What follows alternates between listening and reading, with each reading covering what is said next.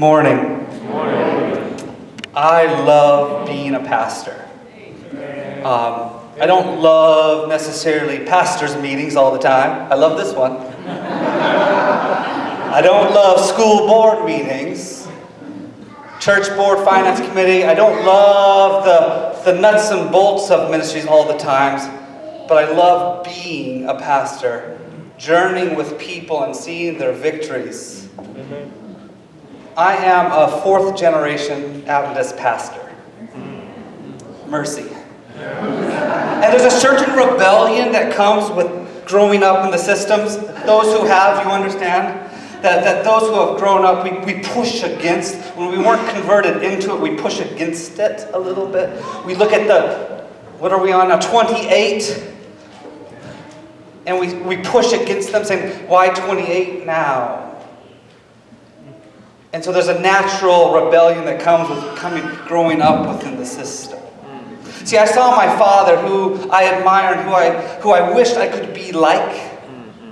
I saw him be a pastor, and I saw the late nights, I saw the early mornings, I saw the time investment he put into people. I saw when people would come over because of drug addictions or because of prison issues, and they would be in our home late at night. I saw the cost. I saw the cost.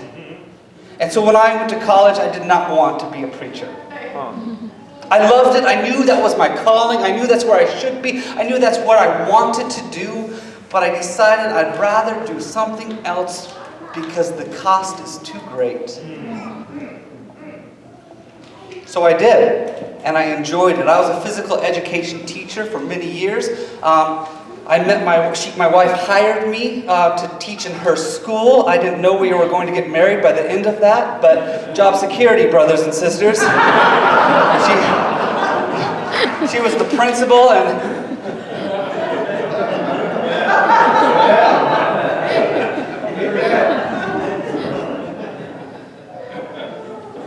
thank you. And as I decided it was time after marriage, after we got married, I decided it was time to become a pastor. I went to Elder Gerald Pinnock and I said, I would like to be a pastor. A few months go by and I've been working for that conference for a while, and I get placed at a church. This is my first church. And it was a hard church. I'm from Orange County, and I've grown up in Orange County, and it's one of our churches there, and they placed me there. Just to give you a little context, by the time I entered that church, in the last 20 or 30 years, no pastor left there voluntarily. I am placed there as an associate. And the scripture that I was thinking of, I could have done something that was very uplifting, but I wanted to give you something that might be true. Come on. And they don't teach this in seminary. They teach you if you parse a text, they will listen. They teach you in seminary that if you have a vision, they will follow. All you need is a 5-year plan. But those who have been in ministry long enough, you know that 5 years is your first year. For 2 Corinthians 1, 8 through 9.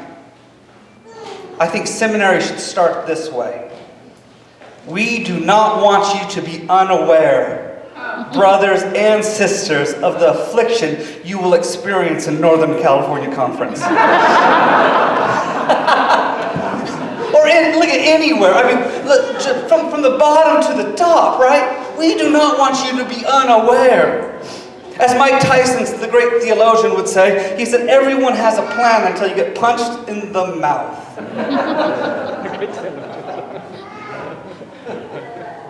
I think it's absolutely true. See, I had a plan, I had a vision, even knowing all the costs, even knowing what would happen, I had a plan. And so when I showed up at my first church, I had idealized visions of what I would be doing, that when I would preach, everyone would listen and not sleep. That they would want to know more about Jesus and less about the theology of our tradition. When the first question is given to you, not why do you love Jesus Christ, but what is your position on state of the dead? You learn to answer differently over time. And so one of the things that happens is you get punched in the mouth. And so the first time I'm there, and it's not just church members that punch you. Associate pastors, amen. Youth pastors, amen. When you're senior pastor, you show up and your senior pastor says to you, hey, Nate, glad you're here. Go unload my car. I have a degree. I knew at that moment that I could not stay there very long and be satisfied and happy. But you get punched and things get hit and you show up to your new church and you realize you have this idea and the elders meet with you and say, well, you need to slow down, sister. You need to slow down, brother. That's not where we want to go. When you show up to the church and then the money comes in and says, well, you can't do that because of the finances. You get punched in the mouth. Or if you show up to the church and you have a secretary that's been there 20 plus years and you realize that she has more power than you ever will. Ever will. She can shut it, or he can shut it down faster. And you get punched.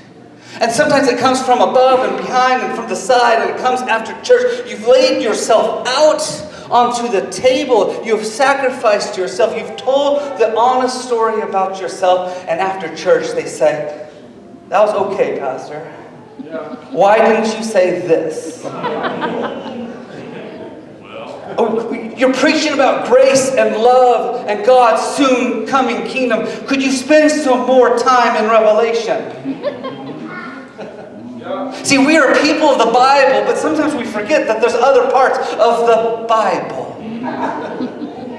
And it reminds us sometimes, right? They remind you after church. And I've been hit. I was not prepared that my first funeral would be an infant funeral.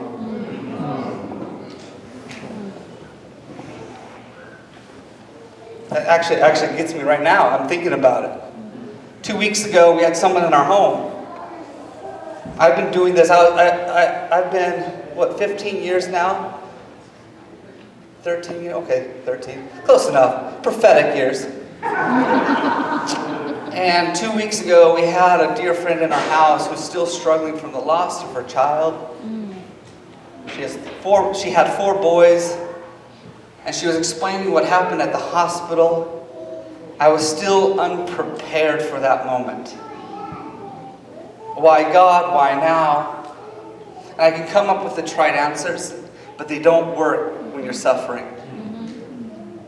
They fall empty, and you know they're empty when they come out of your mouth.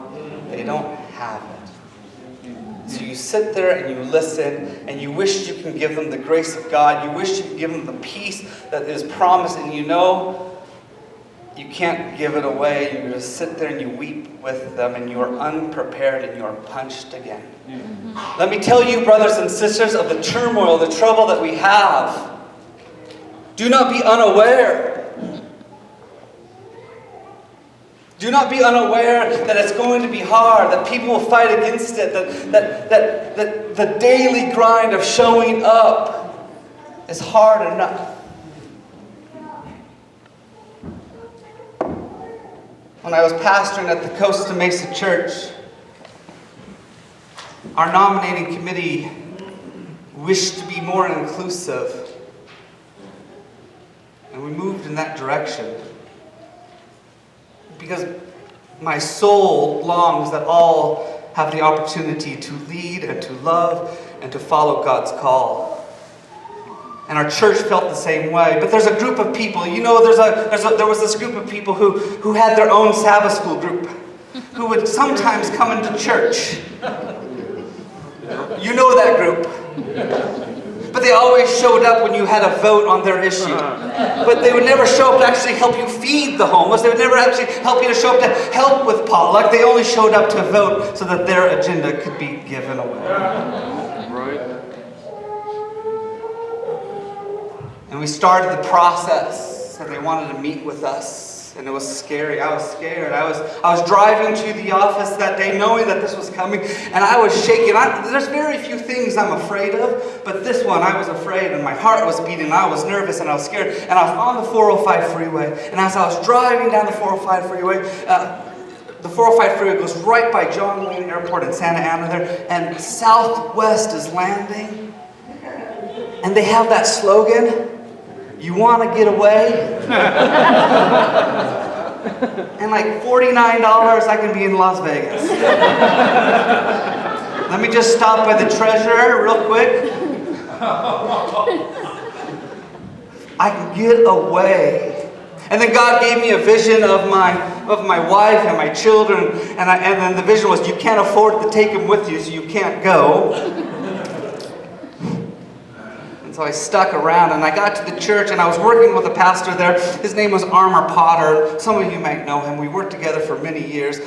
He was 76, maybe 77 at that time, and we were working together, and he saw that I was in turmoil, that the raging ocean inside of me of hurt was there, and he said the most spiritual thing to me. He said, "Do you want to go see a movie?"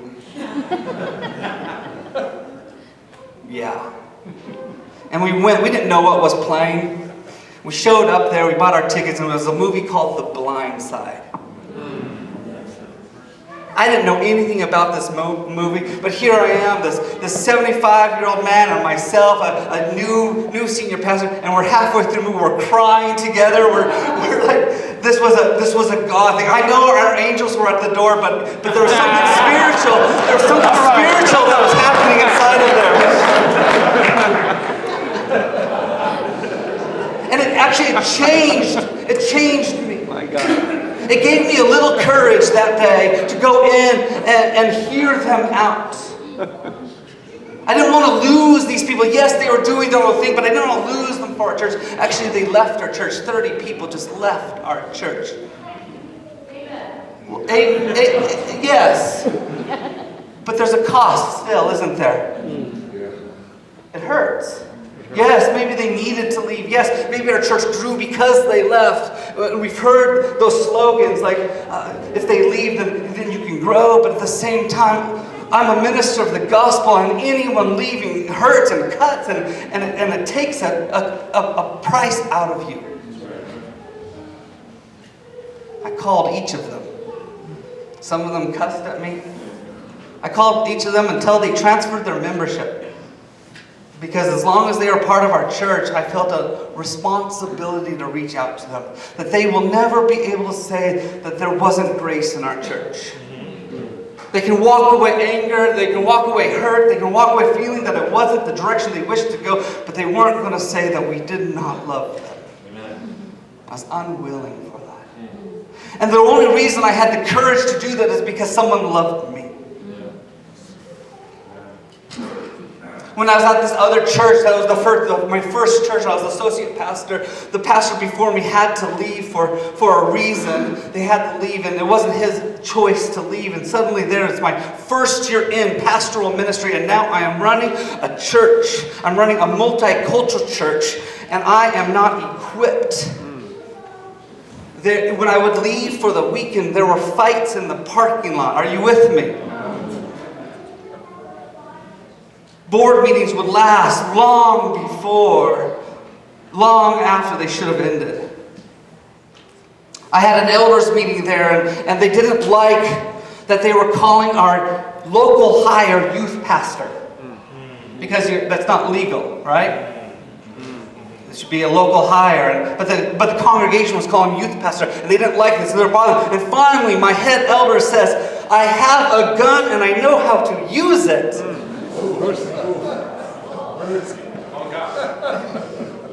Yes. But I'm trying to tell you what was going on. Over a title. We are fighting over a title. Mercy. There's people starving to death. We have widows and we have orphans. And we're fighting over a title. Mercy. I was driving home again on the 405. Now you see why I moved to Northern California. I had to get away from this 405. And the conference president the secretary at that time, Sandy Roberts, calls me up. Gerald Pinnock is still the president, right before Sandy is. She calls me up and she says, Nate, how are you doing? And there's only one answer when an executive asks you how you're doing in your church. Awesome. This is the best church you ever gave me. I am so grateful that I have this opportunity to almost die every other week. This is beautiful. And then she says, no, Nate, and I'm driving. I remember I was going by Irvine Meadows at the time. I don't know what it's called now, but the old school, it's Irvine Meadows. It's down south there, right before the 405 ends and joins the 5 again. And I'm driving right by there, and she says, no, Nate, how are you really doing? And how she asked it in a way that only she could get right into my heart at that moment. All of a sudden, just like my tears started crying, like water started coming out, and I started crying in front of the executive secretary of the conference. And I'm bawling now because somehow I've been holding this all in. I've been punched so hard. And now somehow she made it release. And you're not supposed to cry in front of your bosses. Let me just put it that way. And she said, Nate, we're with you. It's going to be okay. And actually 6 months later or so, we became the senior pastor at Costa Mesa. And then we had 9 years there of good ministry. It was hard to leave there, actually. Someone stepped in. See, we get punched and we get hit and we get hurt. And why do I do this? Sometimes I do wonder, why do I do this? But for me, what drives me, it's people. It's not theology. It's not our traditions. It's people. When I think about what God did, the condescension of Christ to humanity, it was not to make a theological point. I have come to save people.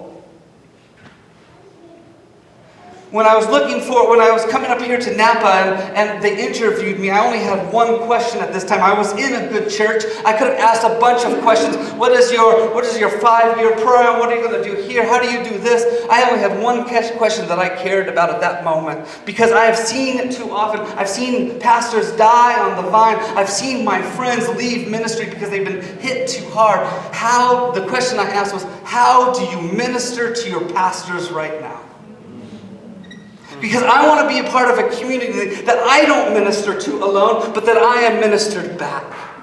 Because I come to you broken today. I come to you hurt today. I come to you struggling with my own demons.